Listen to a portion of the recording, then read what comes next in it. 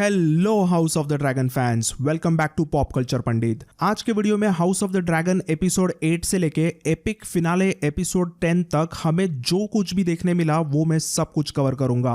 But ये वाला एक छोटा सा रिकैप, एक क्विक समरी होगा जिससे आपको ये तीनों फाइनल एपिसोड्स के इंपॉर्टेंट मोमेंट्स और कैरेक्टर कॉन्वर्सेशंस अच्छे से समझेंगे। अब मेरे ऐसे करने के कई रीजन है एंड मोस्ट इंपॉर्टेंट इज, जैसे कि सभी जानते हैं कि मैंने अब ये वीडियोस अपलोड करने में थोड़ी देर कर दी है, सो इसीलिए मैंने सोचा कि एपिसोड 8 से लेके पूरा एपिसोड 10 तक का क्विक समरी करूंगा। बट ये अच्छे से कवर करूंगा और आपको ये पूरे तीनों एपिसोड्स बराबर से समझेंगे। So guys, enough of this intro, now let's get into this video में जाते जाते ही बता दूं कि house of the dragon show के पूरे फर्स्ट सीजन का एपिसोड 8 इजीली बेस्ट और मोस्ट इमोशनल रहा था। और इस इंस्टेंट क्लासिक एपिसोड की एक खास बात यह रही कि इसमें हमें एक इंडियन कनेक्शन कुछ हद तक देखने मिला, क्योंकि इस पर्टिकुलर एपिसोड 8 को इंडियन अमेरिकन डायरेक्टर गीता वसंत पटेल ने डायरेक्ट किया है। इस एपिसोड 8 में हमें इस शो का आखिरी टाइम जंप देखने मिला और इस एपिसोड की मेन स्टोरी ड्रिफ्टमार्क पर लॉर्ड ऑफ टाइड्स कौन होगा इसके रिलेटेड है। सो पिछले एपिसोड 7 से इस एपिसोड 8 तक के टाइम पीरियड में टोटल 6 साल गुजर गए होते हैं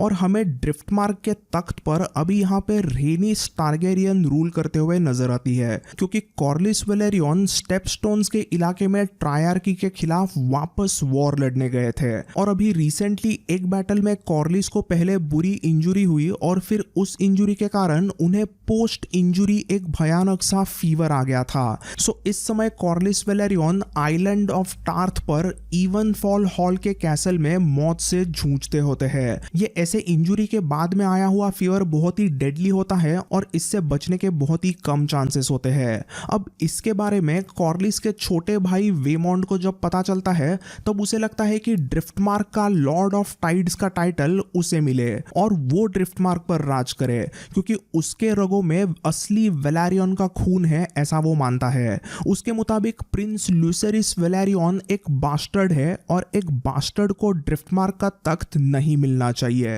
वेमॉन्ड चाहता था कि उसे लॉर्ड ऑफ टाइड्स बनाया जाए और इसी डिमांड के साथ में वो किंग्स लैंडिंग के लिए निकलता है। वेमॉन्ड के इस डिमांड के बारे में पता चलते ही डेमोन और रेनिरा, जो अभी दोनों पिछले 6 सालों से ड्रैगन स्टोन पर रहते होते हैं, वो दोनों किंग्स लैंडिंग जाने का फैसला करते हैं, क्योंकि उन्हें लुसेरिस को ही एयर टू द ड्रिफ्टमार्क बरकरार रखना था। ऐसे ही फिर किंग्स लैंडिंग में अब क्वीन एलिसेंट राज कारोबार संभालती होती है और वो अनाउंस करती है कि अगले दिन बड़े दरबार के मीटिंग में लॉर्ड ऑफ टाइड्स कौन होगा ये डिसाइड किया जाएगा। इसी मीटिंग के बाद एलिसेंट को बाहर एक किंग्सगार्ड मिलता है जो होता है सर एरिक कारगाइल। सर एरिक क्राउनलैंड्स के माइनर हाउस कारगाइल से बिलोंग करता है और उसका एक जुड़वा भाई एरिक कारगाइल भी होता है। ये दोनों आइडेंटिकल ट्विंस इतने सेम दिखते हैं कि क्वीन एलिसेंट पहले गलती से एरिक को ही एरिक करके बुलाती है। पिछले 6 सालों में ये 2 कारगाइल ट्विंस किंग्सगार्ड के मेंबर बन चुके हैं और ये सर एरिक कारगाइल प्रिंस एगोन का स्वॉन शील्ड भी होता है। वहीं यहाँ पर क्वीन एलिसेंट को बताता है कि प्रिंस एगोन को लेके एक कुछ बड़ा सा प्रॉब्लम हो चुका है, सो क्वीन को उसके साथ एगोन के रूम में चलना होगा। सो क्वीन एलिसेंट एगोन के कमरे में आती है तो उसे पता चलता है कि कमीने एगोन ने किसी सर्वेंट गर्ल डियाना के साथ में जबरदस्ती करके उसका रेप किया था। यहाँ पे क्वीन एलिसेंट को उस लड़की के लिए बहुत बुरा तो लगता है, बट वो उस सर्वेंट गर्ल डियाना को ही थोड़ा सा डरा धमका के पैसे दे के मामले को दबा देती है। और तो और एलिसेंट डियाना को मून टी भी देती है ताकि वो एगोन के बच्चे से प्रेग्नेंट ना हो पाए। Then we meet older Aegon, जो क्वीन एलिसेंट और किंग विसेरिस का बिगड़ा हुआ यही कुछ 20 साल का बेटा है। और यहाँ पर हम उसके वाइफ हेलेना से भी मिलते हैं। पिछले 6 सालों में उन दोनों की शादी हो गई है और उन्हें भी जुड़वा बच्चे हुए हैं जो आगे इस शो में आएंगे ही। फिर नेक्स्ट सीन में रेनिरा और डेमोन किंग विसेरिस से मिलने आए थे और यहाँ पर हमें देखने मिलता है एकदम ही बुढ़ा, पूरी तरह से टूटा हुआ वीक किंग विसेरिस। यहाँ पर रेनिरा और डेमन का विसेरिस के साथ में एकदम ही इमोशनल रियूनियन होता है। डेमन यहाँ पे अपने बड़े भाई विसेरिस को बताता है कि कॉर्लिस वेलेरियन अभी स्टेप स्टोन्स के एक वॉर में इंजर्ड हुए हैं और वो कभी भी मर सकते हैं। इसके वजह से अगर लॉर्ड कॉर्लिस मरते हैं तो उनका छोटा भाई वेमोंड वेलेरियन लॉर्ड ऑफ टाइड्स के टाइटल पर अपना दावा करेगा। सो डेमन यहाँ पे अपने बड़े भाई किंग विसेरिस को कहता है कि विसेरिस को वेमोंड को नहीं बट ल्यूसेरिस को ही सपोर्ट करना होगा। ये सुन के राजा विसेरिस उन्हें बताता है कि वो अभी पॉलिटिकल मैटर्स में ज्यादा ध्यान नहीं देता। सारे बड़े पॉलिटिकल डिसीजंस वगैरह अभी ऑटो और एलिसन देखने लगे हैं। इसके बाद में रेनिरा उसके नए 2 बेटे किंग विसेरिस को दिखाती है जो उसे डेमन के साथ हुए। पिछले 6 सालों में रेनिरा और डेमन को एक एगोन और दूसरा विसेरिस ऐसे 2 बेटे हुए। नेक्स्ट अप हम टीनेज जसेरिस और ल्यूसेरिस वेलेरियन को रेड कीप के ट्रेनिंग सेंटर में मिलते हैं और यहीं पर हम बैडएस एमोन टारगेरियन को भी मिलते हैं जो सर क्रिस्टन कोल के अंडर एकदम ही तगड़ा वॉरियर बन के उभर के आने लगा है। तभी किंग्स लैंडिंग में वेमोंड वेलेरियन का अराइवल होता है और वो सीधा ऑटो और एलिसेंट के साथ में मीटिंग करके उसे ड्रिफ्टमार्क का नया लॉर्ड ऑफ टाइड्स बनाने की डिमांड करता है। तब एलिसेंट उसे समझाती है कि अगले दिन सुबह किए जाने वाले बड़े दरबार के मीटिंग में उसका सब कुछ फैसला किया जाएगा। उसके बाद में फिर उसी दिन शाम को रेनिस रेड कीप के गार्डन में होती है और तभी वहां पे रेनिरा उसे मिलने आती है और यहाँ पे वो रेनिस से सीधा मदद मांगती है। रेनिरा यहाँ पे कहती है कि कल अगर रेनिस ल्यूसेरिस को लॉर्ड ऑफ टाइड्स बनाने में उसे सपोर्ट करेगी तो रेनिरा बेला की शादी जसेरिस के साथ में और रेना की शादी ल्यूसेरिस के साथ में करा देगी। रेनिस यहाँ पे रेनिरा के इन मैरिज प्रपोजल्स को ना यस कहती है ना ही वो नो कहती है, बस वो एक हल्की सी स्मर्क करके एक मुस्कान देके वहां से निकल जाती है। फिर उसी रात में रेनिरा और विसेरिस की बातें होती है जहां पर इमोशनल रेनिरा अपने पापा से सपोर्ट मांगती है। यहाँ पर बातों ही बातों में रेनिरा कहती है कि पापा आपने जो एगोन द कॉन्करर का song of ice and fire का मुझे जो ड्रीम बताया था क्या वो सब कुछ सच था? तो दोस्तों इफ यू रिमेंबर विसेरिस ने एगोन के एक ड्रीम के बारे में फर्स्ट एपिसोड में यंग रेनिरा को बताया था। किंग विसेरिस के मुताबिक एगोन द कॉन्करर ने हमेशा एक सपना देखा जिसमें उसने नॉर्थ से आने वाले भयानक आंधी तूफान वाले विंटर को देखा था। एगोन का मानना था कि उसका ये जो एगोन्स ड्रीम था वो एक हकीकत बन सकता है और फिर अगर ऐसा होता है तो ऐसे खतरे का सामना करने के लिए हाउस टारगेरियन का राज वेस्टरोस में होना बहुत जरूरी है क्योंकि only fire can fight against the cold. So इसी एगोन्स ड्रीम्स के सच्चाई के बारे में ओल्डर रेनिरा यहाँ पे सवाल करती है। अब इस सवाल का किंग विसेरिस यहाँ पे जवाब नहीं देता। वो अभी भी एकदम थके हुए कुछ एकदम बीमारी वाले कंडीशन में था। सो वो आंसर तो नहीं देता बट इस सीन को याद रखिए क्योंकि ये सीन आगे इसी एपिसोड में बहुत इंपॉर्टेंट होगा। फिर उसके बाद में हमें किंग विसेरिस की एक बहुत ही भयानक हालत देखने मिलती है जो ग्राफिकली बहुत ही डिस्टर्बिंग थी। उसका बॉडी मतलब एक लिटरली स्केलेटन बन गया था और यहीं पे वो ऑटो को एक फैमिली डिनर ऑर्गेनाइज करने कहता है जहां पे राजा अपने पूरे परिवार के साथ में डिनर करना चाहता था। अगले दिन सुबह फाइनली दरबार में बड़ी मीटिंग शुरू होती है जिसमें डिसाइड किया जाएगा कि कॉर्लिस वेलेरियन के मरने के बाद ड्रिफ्टमार्क के तख्त पर कौन बैठेगा, कौन होगा कॉर्लिस के बाद में ड्रिफ्टमार्क का लॉर्ड ऑफ टाइड्स। इस भरे दरबार में सबसे पहली बार वेमोंड बात करने लगता है और वो सीधा कहता है कि वही ड्रिफ्टमार्क का असली वारिस है और उसे ही कॉर्लिस के मरने के बाद में लॉर्ड ऑफ टाइड्स करा देना चाहिए क्योंकि उसके रगों में असली वेलेरियन खून है। दरबार में वेमोंड के स्पीच के बाद में रेनिरा को भी बात करना था कि क्यों उसके बेटे ल्यूसेरिस को लॉर्ड ऑफ टाइड्स बरकरार रखा जाए। वहां पे वो आंसर देने जाती है और तभी वहां पे आता है किंग विसेरिस टारगेरियन। पिछले ऑलमोस्ट 5 सालों से किंग विसेरिस को किसी ने भी दरबार में देखा नहीं था बट इस बार वो अपने बेटी रेनिरा के लिए दरबार में आता है। किंग विसेरिस का आयरन थ्रोन के तरफ का ये वॉक इजीली इस शो की one of the best moment रही। उसके ऐसे एंट्री से सभी के चेहरे का रंग उड़ जाता है और खास करके वेमोंड की तो पूरी फट जाती है क्योंकि राजा विसेरिस इस मीटिंग में आएगा ये किसी ने भी नहीं सोचा था। जैसे ही किंग विसेरिस आयरन थ्रोन के तरफ आगे बढ़ने लगता है, तब आयरन थ्रोन चढ़ते चढ़ते उसका क्राउन गलती से नीचे गिरता है। बट तभी वहां पर डेमन उस क्राउन को उठाकर अपने बड़े भाई को आयरन थ्रोन चढ़ने में मदद करता है। Eventually king Viserys sits on the iron throne और डेमन अपने भाई के सर पे उसका गोल्डन क्राउन रखता है। अब ये सीन देख के कोई हाउस ऑफ द ड्रैगन का फैन इमोशनल ना हो, ऐसा हो ही नहीं सकता। सो आयरन थ्रोन पे अपनी सीट लेने के बाद में किंग विसेरिस सीधा कहता है कि ये सब कुछ क्या नौटंकी चालू है, मैं यहाँ पे बहुत ही कंफ्यूज्ड हूँ। ड्रिफ्टमार्क का लॉर्ड ऑफ द टाइड्स कौन होगा, उसका मैटर ऑफ सक्सेशन तो पहले से ही डिसाइडेड है। Prince Lucerys heir to the High Tide है, ये तो पहले से ही डिसाइडेड है। तो अभी हम यहाँ पे कर क्या रहे हैं? यहाँ पे विसेरिस सीधा सबकी ऐसे बैंड बजाता है। वो आगे कहता है कि कॉर्लिस वैलेरियन के बाद में ड्रिफ्टमार्क पे कौन राज करेगा, इसके बारे में अगर सबसे अच्छी इंफॉर्मेशन किसी के पास होगी तो वो होगी कॉर्लिस की पत्नी रेनिस। सो माय डियर कजिन रेनिस, अभी आप ही यहाँ पे दरबार में बताओ कि ड्रिफ्टमार्क पे लॉर्ड कॉर्लिस के मरने के बाद में अगला लॉर्ड ऑफ टाइड्स कौन होना चाहिए। राजा के ऐसे हुक्म के बाद में यहाँ पर रेनिस बताती है कि उसके हस्बैंड कॉर्लिस वैलेरियन प्रिंस लुसेरिस को ही फ्यूचर लॉर्ड ऑफ टाइड्स मानते हैं और रेनिरा ने उसे कुछ मैरिज प्रपोजल्स भी ऑफर किए हैं। ये सुनने के बाद में किंग विसेरिस प्रिंस लुसेरिस वैलेरियन को ही ड्रिफ्टमार्क का future Lord of the tides वापस ऑफिशियली इस दरबार के मीटिंग में डिक्लेयर करते हैं और इस डिसीजन से वेमोंड वैलेरियन गुस्से में बौखला जाता है। वेमोंड यहाँ पे गुस्से में भरे दरबार में रेनिरा के बेटों को सीधा बास्टर्ड्स बोलता है। Her children are bastards!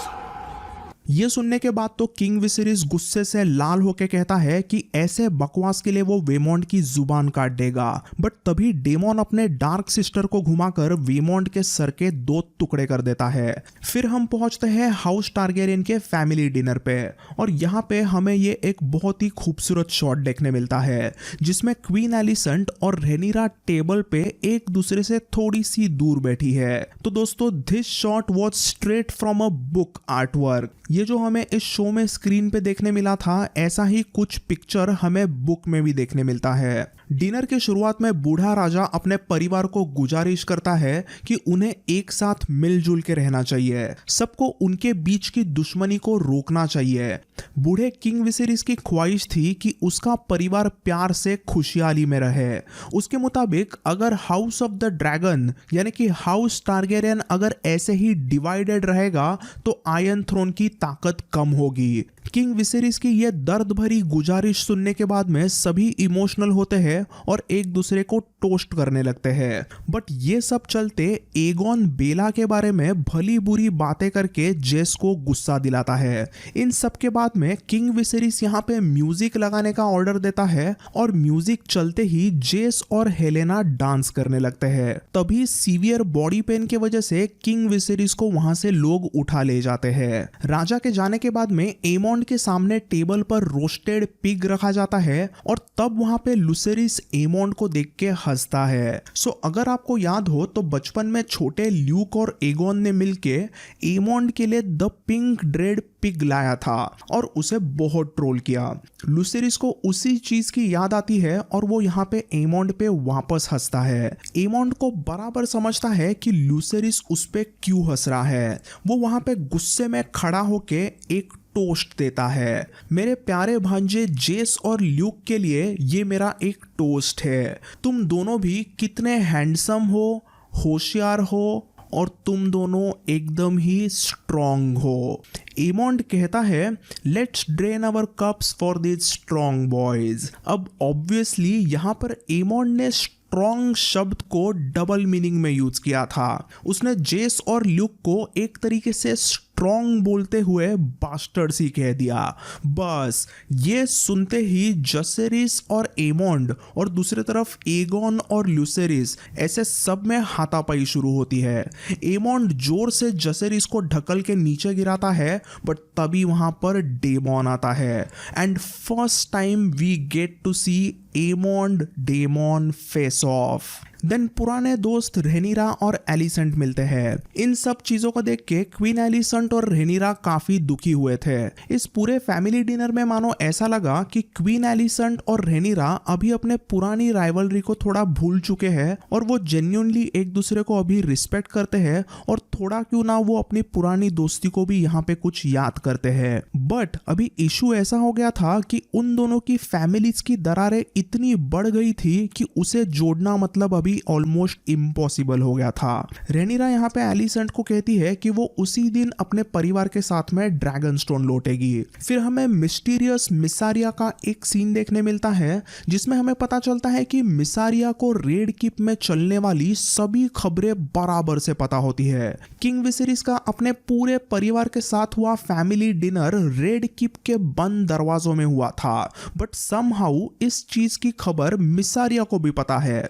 इस मिसारिया ने कुछ लड़कियों का एक अजीब सा इंफॉर्मेशन नेटवर्क बनाया है जो उसे किंग्स लैंडिंग के सभी सीक्रेट्स बताता है। फिर फाइनली हम पहुंचते हैं एपिसोड के आखिरी सीन में जहां पर queen Alicent meets the king Viserys. King Viserys के बॉडी में बहुत दर्द हो रहा था और इसीलिए उसने काफी मिल्क ऑफ द पॉपी भी पिया था और इस सीन में वो मिल्क ऑफ द पॉपी के नशे में टोटली धुन था। यहाँ पर क्वीन एलिसेंट विसेरिस से मिलने आई थी, बट विसेरिस को लगता है कि वो अभी भी रेनिरा से ही बातें कर रहा है। सो अगर आपको याद है तो एपिसोड के थोड़ा सा मिड में रेनिरा और विसेरिस का कॉन्वर्सेशन हुआ था जिसमें रेनिरा ने विसेरिस को एगोन द कॉन्करर के ड्रीम के बारे में पूछा था। अब प्रॉब्लम यहाँ पे ये होता है कि मिल्क ऑफ द पॉपी के नशे में धुंध किंग विसेरिस को लगता है कि वो अभी भी अपने बेटी रेनिरा से ही बात कर रहा है। विसेरिस यहाँ पर आंख भी नहीं खोलता और वैसे ही milk of the poppy medicine के नशे में बातें करते हुए बोलता है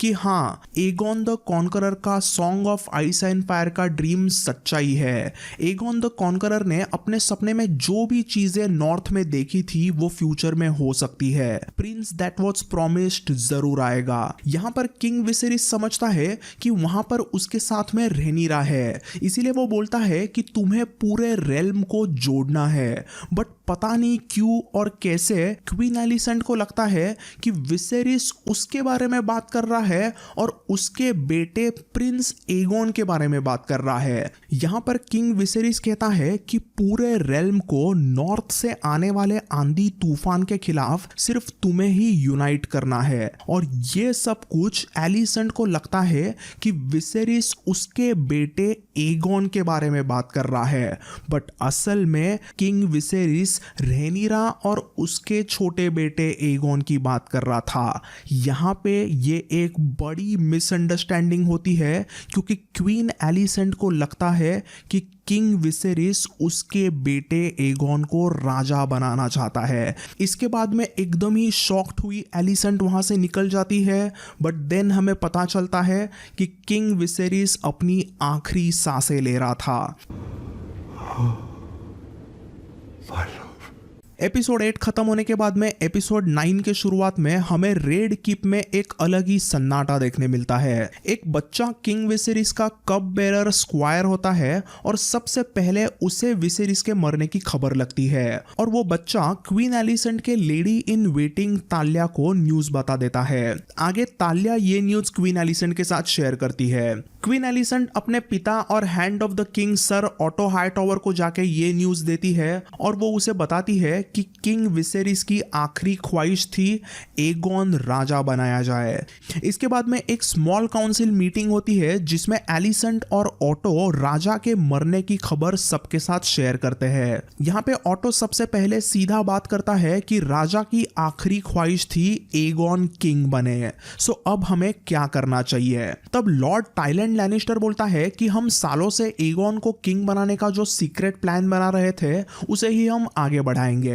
ऑटो हाईटॉवर, टाइलैंड लैनिस्टर और आयरन रॉड जैस्पर वाइल्ड यहाँ पे एगोन को राजा बनाने की साजिश कर रहे हैं। ये देख के Lord Commander of Kingsguard Sir Harrold Westerling और इवन क्वीन एलिसेंट शॉक्ड होती है। क्वीन एलिसेंट को इतने सालों से पता ही नहीं होता कि उसके पीठ पीछे उसका स्मॉल काउंसिल एगोन को राजा बनाने की ऐसी सीक्रेटली प्लानिंग करता होता है, इसीलिए वो थोड़ा सा गुस्सा हो जाती है। पूरे स्मॉल काउंसिल में सभी एगॉन को सपोर्ट करते होते हैं, बट 76 ईयर ओल्ड बुढ़े master of coin Lyman Beesbury Aegon को राजा बनाने को सीधा अपोज करते हैं। वो कहते हैं कि ये जो सब तुम कर रहे हो वो एक घिनौनी साजिश है। किंग विसेरिस ने रेनिरा को हेयर टू द थ्रोन बनाया और पूरे वेस्टेरोस के हंड्रेड्स ऑफ लॉर्ड्स ने रेनिरा के सामने घुटने टिकाए थे। Master of coin Lyman Beesbury Aegon को राजा बनाने के खिलाफ है ये देख के सर क्रिस्टन कोल उन्हें गुस्से में वहीं पे टेबल पे इतने जोर से मारता है कि बेचारे 76 ईयर ओल्ड लाइमेन बीसबरी बहुत ही गंदी मौत मरते हैं। और अभी इस तरीके से बगावत पूरी तरीके से शुरू हो चुकी थी। लॉर्ड टाइलन लैनिस्टर यहाँ पे कहता है कि उन्हें रिवर रन के हाउस टली और हाई गार्डन के हाउस टायरल का भी सपोर्ट है, बट उन्हें स्टॉर्म्स एंड के बराथियंस का सपोर्ट चाहिए। अगर बराथियंस मदद करेंगे तो उनकी पोजीशन अच्छी हो सकती है। ऐसी सब यहाँ पे एकदम प्लानिंग शुरू होती है, बट इसके बीच में एलिसेंट बोलती है कि वो सब तुम छोड़ो, तुम मुझे ये बताओ कि हम रेनिरा का क्या करेंगे, उसके बेटों का क्या होगा। तो ऑटो सीधा बोलता है कि उसे एगॉन के सामने बेंड नहीं करना होगा और वैसे नहीं किया तो हम उन्हें मार देंगे। ये सब जो रेनिरा को मारने की वगैरह बातें यहाँ पे ऑटो करता होता है, तब हमें स्क्रीन पे सिर्फ हैरोल्ड वेस्टरलिंग का रिएक्शन देखने मिलता है। हम क्लियरली देख सकते हैं कि वो ऑटो की ये सब बातें सुन के बहुत ही डिस्गस्टेड थे और उन्हें ये सब कुछ बकवास हजम ही नहीं हो रही थी। जब ऑटो सर हैरोल्ड को डेमन और रेनिरा को जाके मारने का आदेश देता है, तब सर हैरोल्ड अपना व्हाइट क्लोक निकाल के वहीं पे टेबल पे रखता है। सर हैरोल्ड वहां पे कहते हैं कि मैं किंग्स गार्ड का लॉर्ड कमांडर हूं, मैं राजा के बिना किसी की नहीं सुनता। ऐसा कह के वो बैडास अंदाज में वहां से निकल जाते हैं। स्मॉल काउंसिल की मीटिंग के बाद में क्वीन एलिसेंट और ऑटो हेलेना और एगॉन के कमरे में आते हैं ताकि वो एगॉन को ऑफिशियली राजा बनाने की प्रोसीजर शुरू कर सके। बट वहां पर हमें सिर्फ और सिर्फ प्यारी हेलेना देखने मिलती है जो अपने जुड़वा बच्चे जहरिया और जहेरिस के साथ में खेल रही थी। क्वीन एलिसेंट हेलेना को पूछती है कि एगॉन कहाँ पे है, तो हेलेना के मुताबिक एगॉन हमेशा के तरह रात को रंग रंगेलियां मनाने के लिए कहीं तो बाहर गया होगा। हेलेना को एगॉन कहाँ है ये पता ही नहीं था। इसके बाद में ये एपिसोड एकदम ही वियर्ड टर्न लेता है और अब एगॉन को पहले कौन ढूंढ के निकालेगा, इसको लेके ऑटो और एलिसेंट के बीच में एक रेस शुरू होती है। ऑटो एगॉन के स्वॉन शील्ड सर एरिक और उसके जुड़वा भाई सर एरिक को एगॉन को ढूंढने भेजता है और दूसरे तरफ क्वीन एलिसेंट एमोंड और क्रिस्टन कोल को एगॉन को ढूंढने भेजती है। ये ऑटो और एलिसेंट की रेस शुरू होती है क्योंकि जो भी एगॉन को पहले ढूंढ के निकालेगा उसे एगॉन को इन्फ्लुएंस करने का मौका मिलेगा। ऑटो को अगर एगॉन पहले मिलेगा तो वो एगॉन को रेनिरा का सीधा मर्डर करने बोलेगा, बट एलिसेंट को अगर एगॉन पहले मिलता है तो एलिसेंट रेनिरा के साथ में कुछ समझौता करने की कोशिश करेगी। ऐसे दोनों का पॉइंट ऑफ व्यू डिफरेंट था, इसीलिए वो दो अपने अपने लोग एगॉन को ढूंढने के लिए लगाते हैं। इसी में रेनिस अभी भी किंग्स लैंडिंग में थी और उसे उसी के कमरे में बंदी बनाया जाता है। रेनिस के साथ साथ जिनको भी राजा विसेरिस के मौत के बारे में थोड़ा बहुत पता होता है उन सबको लैरी स्ट्रॉन्ग लॉकअप में डालता है ताकि किंग विसेरिस मर गया है ये खबर किसी को भी पता ना चले। और क्वीन एलिसेंट और auto secretly but quickly Aegon को राजा बना पाए। सर एरिक और एरिक एगॉन को ढूंढते ढूंढते किसी बच्चों के फाइट सर्किट में आते हैं जो कि एक बहुत ही हॉरिफिक सीन रहा था। किंग्स लैंडिंग की वाहियात जनता बच्चों को एक दूसरे को मारने के लिए अखाड़े में फेंकते हैं और उन पे बेटिंग करते हैं। कैसे कमीने लोग हैं क्या पता। यहाँ पर सर एरिक अपने भाई एरिक को बताता है कि एगॉन कई बार यहाँ पे रातें गुजारता है और एगॉन के ऐसे ही कुछ अजीब से शौक रहते हैं। वहीं पे सर एरिक को एक बच्चा दिखाता है जिसके बाल टारगेरियन ब्लॉन्ड थे और ये बच्चा प्रोबेबली गेमॉन पेल हेयर है जो बुक में एगॉन का बास्टर्ड बेटा बताया गया है। ऐसे ही फिर यहाँ पे कार्गाइल ट्विंस में एकदम मस्त कॉन्वर्सेशन होता है as a sworn shield of Aegon, sir Erryk ने सालों से एगोन की वाहियात हरकतें देखी थी और उसे लगता है कि एगोन की राजा बनने की औकात नहीं। सर एरिक के मुताबिक एगोन पूरा वेस्टेरोस बर्बाद कर देगा। ये चीज वो अपने भाई एरिक को बताता है, बट एरिक उसे समझाता है कि ज्यादा दिमाग ना लगाओ, you are a Kingsguard, हमने जिंदगी भर के लिए ओथ ली है। तभी वहां पर एक मिस्टीरियस लड़की दोनों ट्विंस को अप्रोच करके बताती है कि उसके बॉस द व्हाइट वर्म को एगोन कहां पर है ये पता है, बट उस इंफॉर्मेशन के लिए उन दोनों को उसे पैसे देने पड़ेंगे। ये व्हाइट वर्म बॉस और कोई नहीं बट मिसारिया थी और किंग्स लैंडिंग में स्ट्रीट ऑफ सिल्क के नजदीक कहीं पर मिसारिया और ऑटो की मीटिंग होती है एंड समहाउ पता नहीं कैसे पूरे किंग्स लैंडिंग में घूमते घूमते सर क्रिस्टन और एमोंड बराबर से ऑटो और मिसारिया के मीटिंग वाले लोकेशन पर पहुंचते हैं। मिसारिया यहां पर ऑटो को हेल्प करती है और उसे वो एगोन कहां पे है वो बता देती है। सो मिसारिया के बताने के बाद में कारगाइल ट्विंस किंग्स लैंडिंग के सेप्ट में आते हैं और उन्हें वहां पर फाइनली एगोन मिलता है जो फुल नशे में टुल था और वो लिटरली दोनों से भागता है क्योंकि उसे राजा नहीं बनना था। कैसे तो करके सर एरिक एगोन को पकड़ते हैं, बट सर एरिक उसकी हालत देख के शॉक्ड होते हैं। सर एरिक तो ये सोचते हैं कि यह नल्ला राजा क्या बनेगा। फिर सर एरिक एगोन को ऑटो के पास लेके जाने लगता है, बट सेप्ट के बाहर क्रिस्टन कोल एरिक को रोकता है और एरिक वर्सेस क्रिस्टन कोल ऐसे एक ड्यूअल शुरू होती है। दूसरी तरफ एमोंड एगोन को पकड़ता है, बट सर एरिक इस फाइट में बिल्कुल इन्वॉल्व नहीं होते हैं, वो एरिक को मदद ही नहीं करता। इवेंचुअली क्रिस्टन कोल एरिक को डिसार्म करते हैं और ऊपर से एरिक निकल जाता है। वहां एगोन एमोंड पे चिल्लाता है कि उसे राजा नहीं बनना, मुझे जिम्मेदारियां नहीं चाहिए, बट एमोंड उसकी एक नहीं सुनता। एलिसेंट और ऑटो के रेस में एलिसेंट जीत गई थी और उसने अभी एगोन को हासिल किया।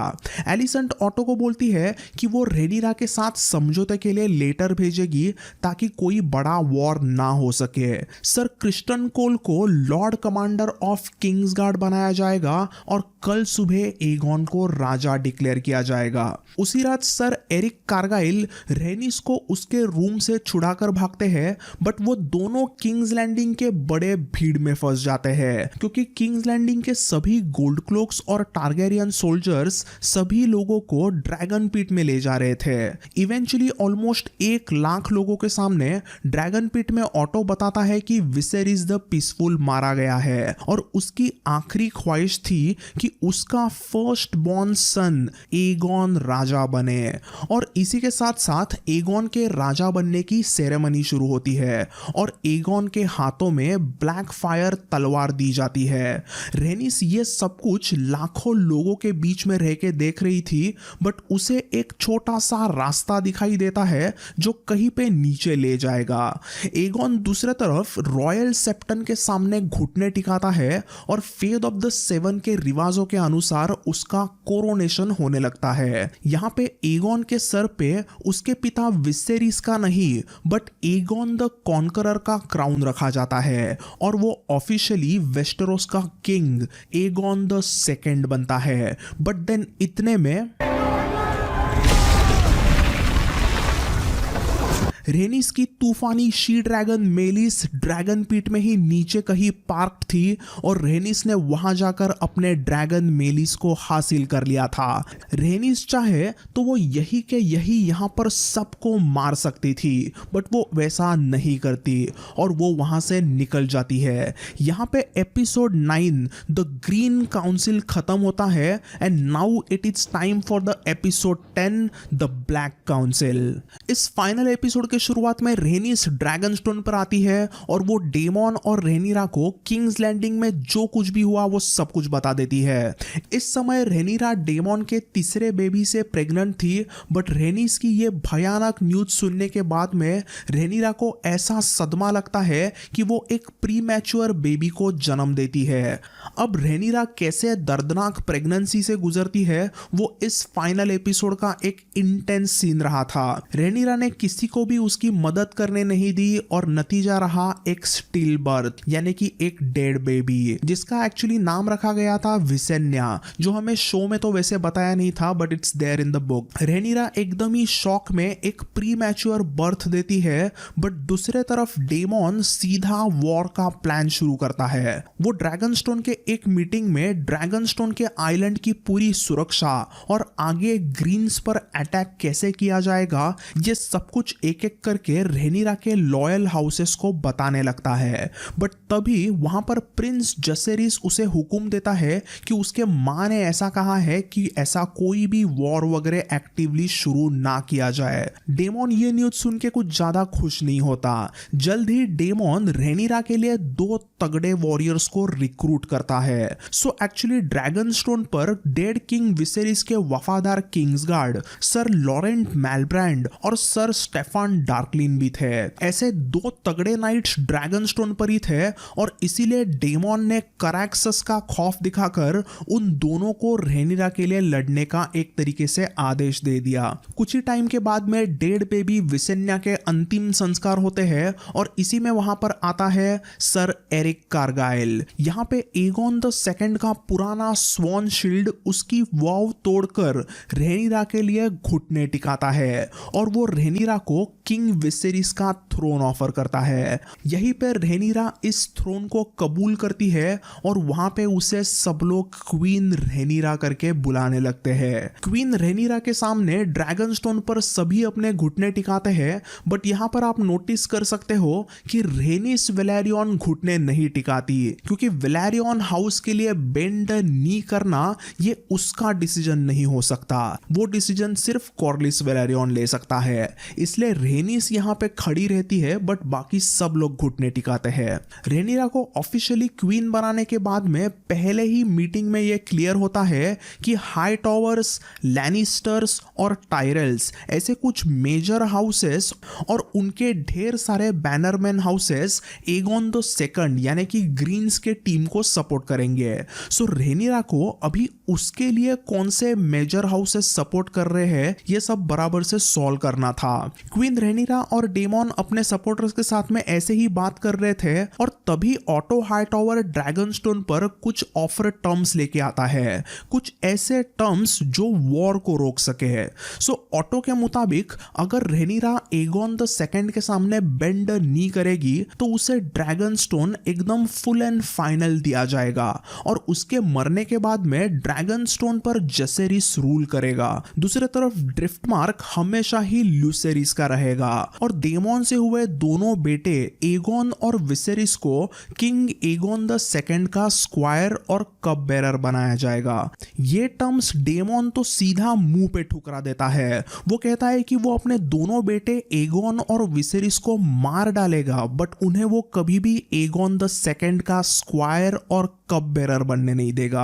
बट यहाँ पे रेनिरा इन टर्म्स को कंसीडर करती है क्योंकि कोई भी वॉर भयानक हो सकता है ये उसे पता था। रेनिरा ने उसके पिता विसेरिस को प्रॉमिस किया था कि वो पूरे वेस्टेरोस को एक साथ यूनाइटेड रखेगी, बट ऐसा वॉर मतलब पूरा रेल्म जलेगा। इसीलिए वो एलिसेंट ने भेजे हुए टर्म्स को कंसीडर करेगी ऐसा कहती है। तो इस बात से डेमन काफी खफा होता है और उसे काफी गुस्सा आता है। अब इसमें रेनिरा ये भी कहती है कि एगोन द कॉन्करर ने अपने ड्रीम में देखा था कि नॉर्थ से आंधी तूफान आएगा और उसके खिलाफ टारगेरियंस को सभी रेल्म को जोड़ना है, बट ये ऐसा वॉर मतलब रेल्म को तोड़ना हुआ। ऐसे सब कुछ बोल के रेनिरा डेमन को समझाने जाती है कि वॉर हमें नहीं करना चाहिए, बट डेमन इन बातों से इरिटेट होता है और वो रेनिरा का गुस्से में गला पकड़ के कहता है कि ये सब तुम नॉनसेंस बंद करो, ऐसा कोई एगोन्स ड्रीम वगैरह कुछ है नहीं, वो सब मेरा बड़ा भाई विसेरिस ऐसे ही कुछ अजीब से बातें करता है and that's what made him a weak king, ऐसे सब डेमन बोलता है। बट देन तब रेनिरा को समझता है कि एगोन्स ड्रीम के बारे में एक्चुअली विसेरिस ने डेमन को कुछ बताया ही नहीं था। देन अगले अगले दिन क्वीन रेनिरा की सेकेंड मीटिंग होती है और इसमें लॉर्ड कॉर्लिस वेलेरियन फाइनली एकदम स्वैग में एंट्री मारते हैं। लॉर्ड कॉर्लिस उनके फीवर से सही सलामत बचे थे और इस मीटिंग में वो ऑफिशियली टीम ब्लैक ज्वाइन करके रेनिरा के सामने झुकते हैं। सो हाउस वेलेरियन जैसा बड़ा हाउस अभी रेनिरा को सपोर्ट करने लगता है। लॉर्ड कॉर्लिस बताते हैं कि उनके वेलेरियन फ्लीट ने गलेट यानी कि मैप में इस रीजन में पूरा नाकाबंदी किया है, जिसके कारण कोई भी शिप अभी इस रास्ते से किंग्स लैंडिंग में नहीं जा सकती। वेलेरियन फ्लीट ने किंग्स लैंडिंग का कनेक्शन पूरी दुनिया से तोड़ दिया था, बट ये समुंदर का इलाका वैसे बड़ा होता है और कहीं ना कहीं से छुपके से कोई शिप निकल के किंग्स लैंडिंग पहुंच सकती है। सो ये खतरा टालने के लिए रेनिस कहती है कि वो खुद उसके ड्रैगन मेलिस पे बैठ के वेलेरियन फ्लीट को मदद करने जाएगी ताकि गलेट का एरिया पूरी तरीके से सील हो जाए। अगर रेनिस ऊपर ड्रैगन से पूरा ये इलाका देखेगी तो वहां से कोई भी जहाज किंग्स लैंडिंग में जा ही नहीं सकता। सो ये तो था पहला बड़ा tactical decision for the black council. Then दूसरे बड़े डिसीजन में तय किया जाता है कि प्रिंस जसेरिस को नॉर्थ में हाउस टार्क से मिलने भेजा जाएगा और प्रिंस लुसेरिस को स्टॉर्म सेंड पे भेजा जाएगा जहां पे वो हाउस बराथियन से मिलेगा। विंटरफेल ड्रैगनस्टोन से दूर था, इसीलिए ऐसे लंबे जर्नी पर बड़े भाई जसेरिस को भेजा गया था एंड कंपैरेटिवली नजदीक बसे हुए स्टॉर्म सेंड पर प्रिंस लुसेरिस को भेजा गया था। अब प्रिंस जसेरिस की जर्नी तो हमें सेकेंड सीजन में देखने मिलेगी, बट प्रिंस लुसेरिस के साथ में क्या हुआ यह हमें इस फिनाले के आखिरी 15 मिनट्स में देखने मिलता है। प्रिंस लुसेरिस स्टॉर्म सेंड पर बोरोस बराथियन के दरबार में पहुंचता है, बट उसके आने से पहले ही वहां पर प्रिंस एमोंड पहुंच गया था। एमोंड ने यहां पर पहले आकर लॉर्ड बोरोस के एक बेटी से शादी करना मंजूर किया, जिसके बदले में बोरोस एगोन द सेकंड को सपोर्ट करेंगे। बट रेनिरा ने अपने प्रपोजल में ऐसी कोई भी ऑफर नहीं की थी। रेनिरा ने तो बस सिर्फ बोला था कि सालों पहले उसके सामने हाउस बराथियन ने घुटने टेके थे, सो हाउस बराथियन को उस प्रॉमिस को फुलफिल करना चाहिए। बट लॉर्ड बोरोस को ये डील बिल्कुल पसंद नहीं आती। लॉर्ड बोरोस यहाँ पे लुसेरिस की ये डील ठुकरा देते हैं। बट देन तभी वहां पर एमोंड अपना आई पैच उठाकर पहली बार अपने सफायर आईज रिवील करता है और वो लुसेरिस से उसकी एक आंख मांगता है। लॉर्ड बोरोस के कहने पर एमोंड लुसेरिस पे वहां पे स्टॉर्म सेंड के दरबार में ही हमला नहीं कर पाता और लुसेरिस वहां से सही सलामत आगे निकलता है। बट देन एमोंड उसके मॉन्स्ट्रस ह्यूज शी ड्रैगन वेगार पे बैठ के लुसेरिस और उसके ड्रैगन एरैक्स का पीछा करने लगता है। एमोंड यहाँ पर हंसते हंसते मस्त लुसेरिस के मजे ले रहा था और उसे वो बस डरा रहा था, उसे लुसेरिस को मारना नहीं था। बट ये चीज लुसेरिस के ड्रैगन एरैक्स को कौन समझाएगा। एरैक्स तो सेल्फ डिफेंस में वेगार पे आंख फेंकता है और होती है एक ऐसी चीज जो एक भयानक वॉर को शुरू करेगी।